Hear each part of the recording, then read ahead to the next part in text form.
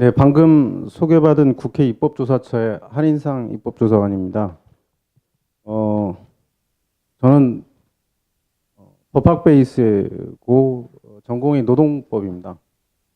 근데 지금 발제자께서는 그법 영역, 노동법 영역, 최저임금법 영역뿐만 아니고 그 외 복지, 재활 이쪽 영역까지 다 말씀을 해 주셔서 제가 토론할 수 있는 범위는 장애인 최저임금 관련된 내용을 중심으로 토론을 좀 드리겠고, 발제자께서 그러니까 최저임금 도입 시에 우려되는 지점, 노동법 영역에서 지적하셨던 지점 부분들을 잠깐 코멘트를 하겠습니다. 제 그 토론문을 준비를 했는데 토론문이 꽤 길게 돼 있는데요. 그 이유는 제가 국회 입법조사처에 근무한 지 한 8년쯤 되는데 최저임금법 개정안을 내신 분들이 18대, 19대 때 꽤 있었습니다. 지금 현재 최저임금법 7조 적용 제외 규정 삭제부터 감액 적용 여러 가지 법안들이 있을 때 그때 법안을 발의하시기 전에 기초 작업들을 저한테 요청을 많이 하셔서 답변을 좀 드렸던 경험이 있어서 그동안 했던 것들을 좀 정리해서 얹어놨습니다. 먼저 장애인 최저임금법 최저임금 제도의 적용, 최저임금의 도입 부분에서 좀 말씀을 드리겠습니다.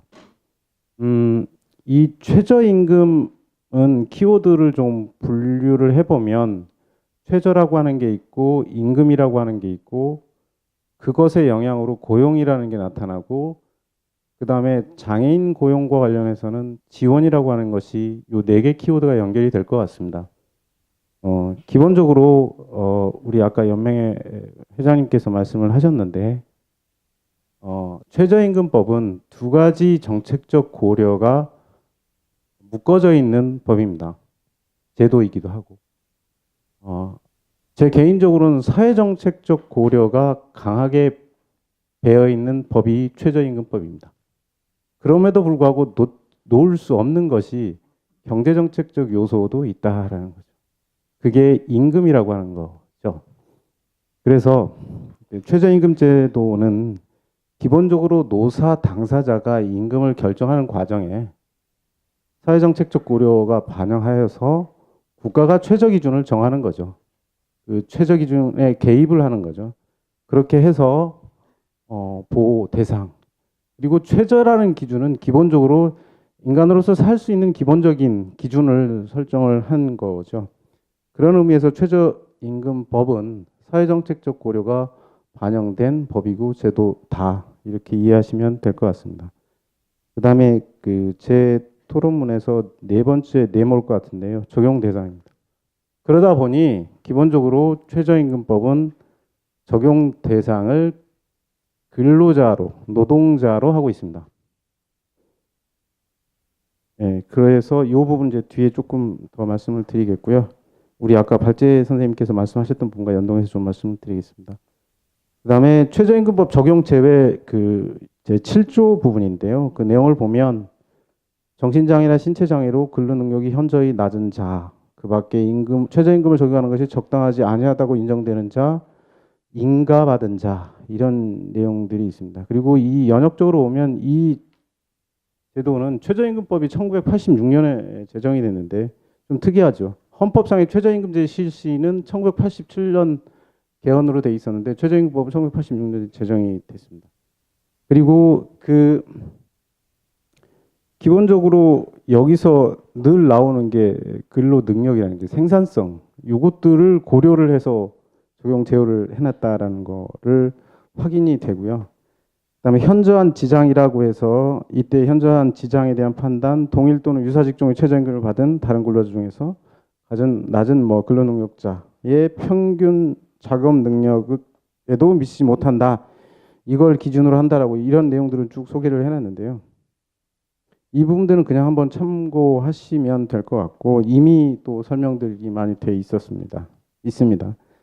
그 다음에 적용 제외 인가제도에서 제가 2번이라고 해놨는데 이거는 그 장애인 고용공단 고용개발원에서 나온 것들을 제가 조금 인용을 했는데요. 이 적용 제외 인가제도의 긍정적인 효과라고 하면 그래도 중증 장애인에 대한 근로 기회를 제공하고 있다라고 하는 긍정적인 평가도 있더라고요. 그런데 문제가 되는 건 이 적용 제외 인가제도가 갖고 있는 것이 노동자의 장애인, 그러니까 근로 능력이 떨어진다는 노동자에 대한 근로 임금 등 근로 조건의 저하로 연결되고 그 저하의 주요한 원인이 된다라고 하면 지금 현행 적용 인가제도는 문제가 있다라고 하는 걸 말씀을 드리겠습니다. 그다음에 주요국의 장애인 근로자 최저임금 적용 관련 사례인데요. 제가 뭐 뉴질랜드, 이스라엘, 일본, 체코, 미국 해놨는데 아까 우리 발제 선생님께서 일본하고 미국 자세히 설명을 했고, 요 지금 제가 5개 적용 제외 혹은 적용 감액 적용 이렇게 예로 해놓은 것이 5개 국가인데 꽤 많은 것 같은데 실제로 보면 제가 이거 주요국 최저임금 제도를 실시하고 있는 나라들 중심에서 장애인 키워드나 적용 제외 키워드로 찾은 거예요. 그러니까 대부분이 전면 적용 사업장이고요. 그 몇십여 개 국가 중에 적용 예외나 감액 적용을 하고 있는 사례들이 이 정도밖에 없다로 이해하시면 될 것 같습니다. 대부분의 국가에서는 최저임금 전면 적용하고 있습니다. 장애인 노동자에 대해서. 그 말씀을 드리겠고, 근데 제가 조금 눈에 띄었던 것은 그 감액, 그러니까 적용 제외를 주고 있던 뉴질랜드의 경우에도 맨 처음에 그 뉴질랜드 발음 동그라미 보면 노동감독관이 필요 요건이 모두 충족되었을 때에 이 적용 제외를 허가하고 있다라고 하는 부분. 이 부분하고 그다음에 또 제가 좀 눈에 띄었던 건 그 필요 요건 중에 사업주가 장애인 노동자가 일을 할 수 있는 필요한 모든 합리적인 조치를 다 해야 된다라고, 그러니까 사업주가 장애인 노동자의 노동을 제공할 수 있게 요건을 조치를 취해야 된다 이런 것까지를 두고 있더라. 이게 굉장히 좀 눈에 띄었고, 이스라엘 사례 같은 경우는 업무 능력을 촘촘하게 평가해서 거기에 대한 것들을 임금의 부분들을 하고 있더라라고 하는 부분이 조금 눈에 띄어서 넣어놨습니다.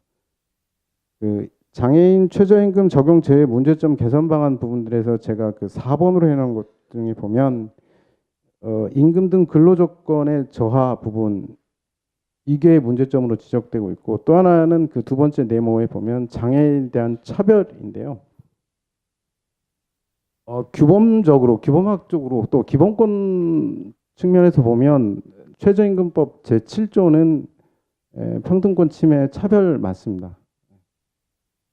근데 저희가 차별을 할 때 모든 차별을 금지하고 있는 게 아니라는 거죠. 그러니까 합리적인 이유가 있을 때는 그 차별이 허용이 되거든요. 근데 그 합리적이고 정당한 이유가 7조 부분에 있을까에 대한 고민이 있는 거죠. 근데 그 7조에서 얘기를 할 때 합리적인 이유다라고 평가하면 근로 능력이 현저하게 저하된다라고 하는 것들이 엄중한 검증이 있지 않은 상태에서는 합리적인 이유가 될 수 없다라고 저는 생각을 하고, 그다음에 저희가 갖고 있는 일반적인 차별금지 법리로 보면 결국은 두 가지 요소잖아요. 장애인 노동자분들이 장애라는 이유로 차별을 하면 그 7조가 그런 영향이라면 그건 차별입니다. 그런데 합리적인 이유가 있을 때 여러 가지 차이, 격차 부분에 대해서 근로 능력 때문에 그렇게 한다라고 하면 실제로는 기본적으로 근로 능력을 검증할 수 있어야 되죠. 많은 노동자들이 근로 능력들에는 비장애인 노동자의 경우에도 근로 능력들은 차이가 있거든요. 그런 부분들이 좀 띄고, 그다음에 그 개선 방안의 논의와 법률안들을 제가 그 쭉 정리를 해놨는데요. 국가인권위원회 권고 부분이 있고, 그다음에 이제 18대 국회. 근데 법안들의 내용들을 보면 그 법안들은 크게 분류를 하면 적용 제외, 삭제, 폐지가 있고, 그때 삭제, 폐지했을 때 문제가 되는 것들이 나타날 수 있으니 이것들을 단계적 혹은 감액적 방법으로 접근하자는 게 있고, 삭제했을 때 고용 기피 현상이 발생할 수 있으니 사업주로부터 고용을 계속 유지할 수 있도록 어떤 역할을 누군가 하자. 그때 누군가는 정부 지자체 또는 이런 공공 영역에서 하자라고 하는 것들이 법안들의 차이점입니다. 근데 그 조금 눈에 띄는 것은 19대에 강창일 의원이 대표 발의한 것 중에 보면 이거는 별도의 최저 임금액을 별도 산정할 수, 그러니까 별도로 정할 수 있도록 하는 건데 그런 경우는 사실 조금 흔치 않은 접근입니다.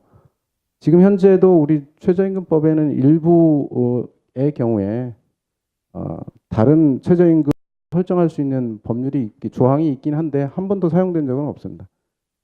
그런 접근 방법이 조금 눈에 띄는 점에서 차이가 있고 20대 국회에 오늘 주관하신 김병욱 의원님 대표 발의한 내용에 보면 그다음에 또 박광원 의원님이 대표 발의한 법안이 20대에 있는데 두 법안 역시 공통적으로 적용제외 규정 삭제 대신 그 인건비를 지원할 수 있는